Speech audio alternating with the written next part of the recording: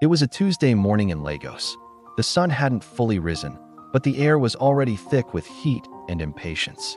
At the crowded Ojalegba bus stop, everyone seemed in a hurry, pushing, shoving, bargaining with Danfo conductors.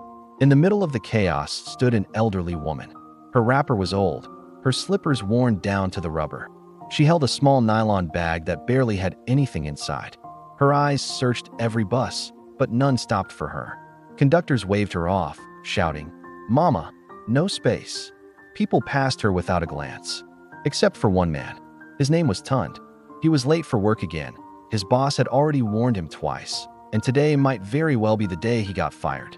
But as he watched the old woman struggle, something in him refused to move. When the next bus screeched to a stop, he quickly held the door and said loudly, "Mama, enter. You go sit down." The conductor frowned, already calculating how much slower this would make him.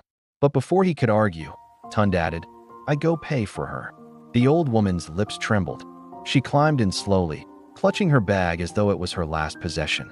Tund helped her sit, and then squeezed himself into the narrow space beside the window. When they reached Surulere, the woman tapped his arm. "My son, thank you. You don't know what you've done for me today." Tund smiled politely. "It's nothing, Mama." But she shook her head, eyes glistening. "No, it is everything." She opened her nylon bag. Inside were 2 oranges and a folded piece of paper. She pressed one orange into his palm. "Take. This is all I have to give you. But I will pray for you. God will not let you beg bread. You will never lack." Tund hesitated, then accepted it with a small nod. That evening, when he finally got to work late, again, he braced himself for the dismissal. But instead, his boss surprised him. "Tund, where have you been? I was about to call you. Head office just approved your promotion. You start as assistant manager tomorrow." He stood frozen. His chest tightened. And for some strange reason, he thought about the old woman, her trembling lips, her orange, her blessing. Years later, after climbing higher than he ever imagined, Tund would tell the story at his wedding. Guests wept as he held up a golden locket that his wife had secretly crafted for him. Inside it was a tiny, dried orange peel, the only thing he had kept all those years. He ended his speech with a whisper, voice breaking.